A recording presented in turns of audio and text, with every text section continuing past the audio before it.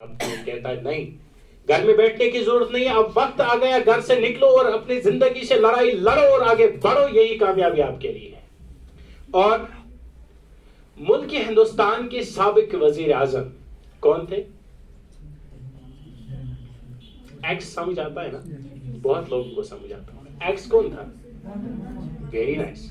ملک ہندوستان کے سابق وزیر اعظم ڈاکٹر منموہن سنگھ جی نے 150ویں جنم دن پر ایسا کہا تھا وویک سوامی جی کے بارے میں، the philosophy of Swami ji and the ideals for which he lived and worked could be a great source of inspiration for the Indian youth۔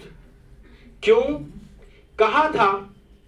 کچھ لمحے پہلے ہمارے بیچ تھے اس رائٹ ٹریک انسٹیٹیوٹ کے اسماعیل صاحب، جنہوں نے کہا تھا کہ ہمارے رائٹس کیا ہیں۔ آپ کو پتا ہے یوتھ کے رائٹس کیا ہیں؟ سب سے پہلے یوتھ کے رائٹ جو سب سے بڑا رائٹ ہے وہ ہے the right to play a role in the choice of their life partner۔ اس پہ تو ہم کام کرتے ہیں اور یہ ہمارا رائٹ ہے، بہت سارے لوگوں کو آج تک پتا نہیں ہوتا۔ دوسری بات، freedom from abuse and violence، the right to the career of their own choice، the right to nutrition and health in the growing years۔ جب بات آتی ہے نا آپ کو، جب آپ اپنے بیچ دیکھتے ہیں کہ کسی نے کے ایس کیا، کسی نے آئی ایس کیا، اور لوگ آپ کو کہتے ہیں بھائی آپ کی جاب ہے ہی نہیں، کیوں؟ کیا کے ایس آئی ایس کرمت؟ پر ان کو سمجھاؤ۔ اگر آپ دیکھیں گے under section 21 of I P C, every government employee is a public servant, but جو کچھ اپنے دم پہ کرتا ہے نا وہ پبلک سروینٹ نہیں ہوتا ہے۔ اگر آپ ارننگز دیکھیں گے، میرے اور آپ کے پردھان منتری کے ارننگز حقائق کے 2.5 سے 3 لاکھ سے زیادہ نہیں ہو سکتے، اور اگر آپ ایک چھوٹے سے بزنس مین کو اٹھا کے دیکھیں گے he can earn more than 10 lakhs in a month۔ اور ایک ضروری بات میں کہنا چاہوں گا آخر پہ، اگر کسی قوم کا تقدیر بدلنا ہوگا، وہاں کے نوجوانوں کے احساسات ضمیر اور ذہوش مندی رنگ لاتی ہے۔ اتنا ہی نہیں بلکہ وہ ترقی کے ہر میدان میں اپنے قدم جمانے سے پہلے اپنے نقوش چھوڑ دیتے ہیں۔ کیا ہے؟ ہم اپنے ضمیر سے ایک سوال پوچھتے ہیں، کیا ہے ہم ان نوجوانوں میں سے جو محمد بن قاسم جیسے ہیں؟ تواریخ اگر پڑھی ہوگی تو پتہ چلے گا۔ یہ نقوش تب نظر آتے ہیں جب یہ نوجوان طبقہ علم کی بو سے آراستہ ہوں گے۔